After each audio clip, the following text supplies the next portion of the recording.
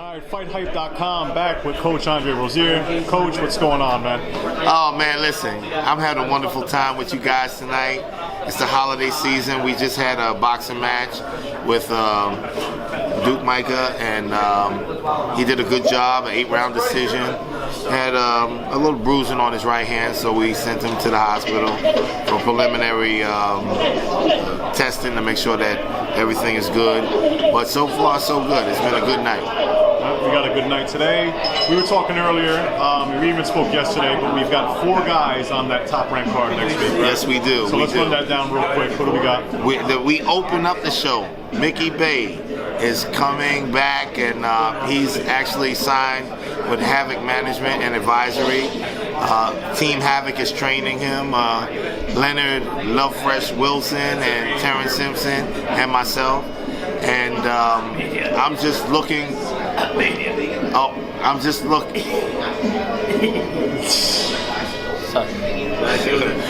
looking forward to a fantastic event. We've been working really, really hard with positioning Mickey to get back on track. He's a former world champion. My media director, Chris Glover, has been putting together fantastic intel, and it's all in-house right now.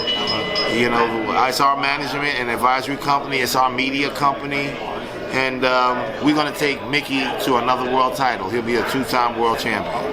How much time do you think Mickey has left, a fighter in his position? How much? Well, I want him to fight at least 3 more times.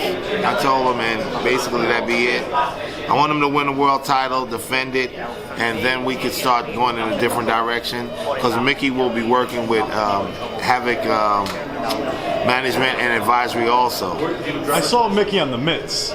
He's a beast on the mitts. Yes, he is. He definitely is. So is that part of it too? Like bringing him into the fold? That's definitely part of it.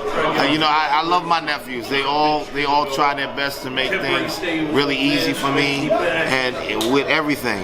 They know that that I've been training guys for a long time, and even though we're doing a wonderful job, they know that sometimes the pressure has to be taken off a little bit of Uncle, because I'm doing a lot of things, and God bless his heart, he said, Uncle, if you ever need me to work the guys, I'll work them for you. Just tell me what you want me to do with them, and the whole 9 yards. He's a wonderful spirit, a wonderful person. That's great to hear. So now, I heard you talking about it before. What you think of the AJ Ruiz fight, or lack thereof, tonight? Horrible. Horrible. If this was a religious situation, it'd be blasphemy. Simply horrible. So let's give a percentage. Let's assign a percentage of the blame. Is it 50-50 or is it 60-40 in one direction? Or I say it's 50-50. And before I go anyplace else, let me just say, Manny Robles is one of the best trainers on this planet. So I don't want people saying that, oh, the trainer, my ass. He had one of the best trainers on the planet in his corner. He wasn't listening. I don't know what he's doing. I think he was listening to someone on Mars. Joshua literally just did what everybody thought he was going to do. Just box him from the outside, use a jab, tie him up in a clinch. What happened? Like, what went wrong? What went wrong? It was the most anemic attempt at boxing that I've seen in a while. All he wanted to do was stay away from confrontation.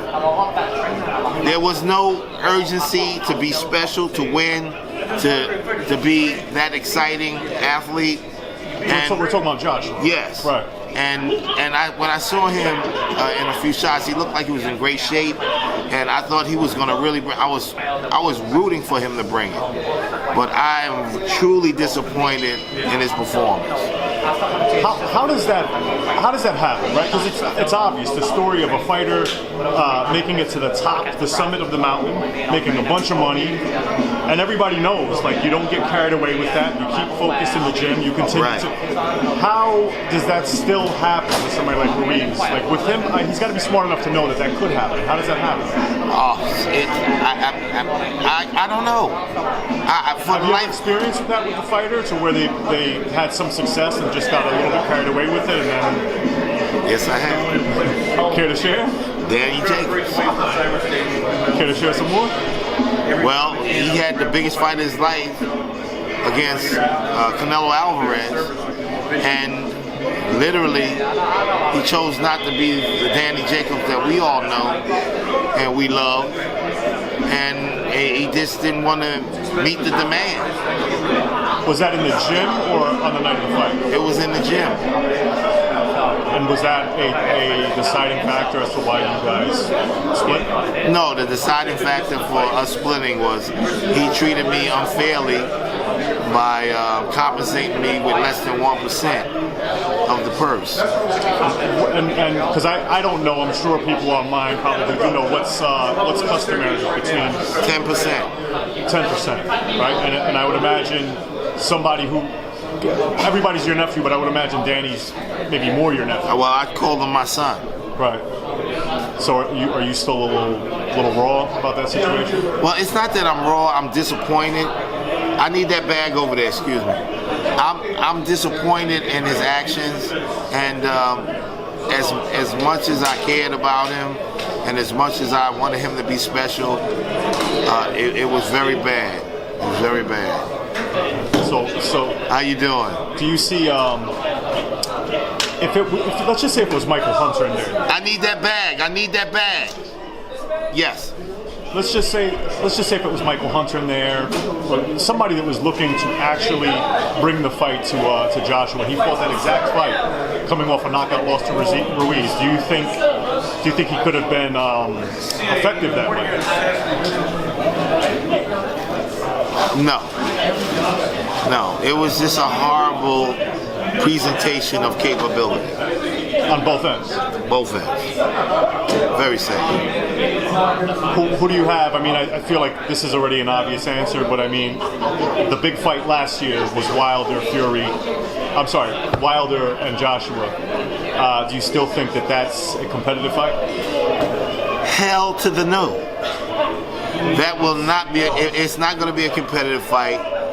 At one point I gave Joshua lots of credit and actually felt that he might beat Wilder, but I've changed my tune. I was on hitting C minuses. Now I'm at like E pluses. Wilder stops him, and it might happen in the first round. So you feel basically like the first time Wilder lands a shot on him. Once the touch of sleep lands, it's going to be like Zetol.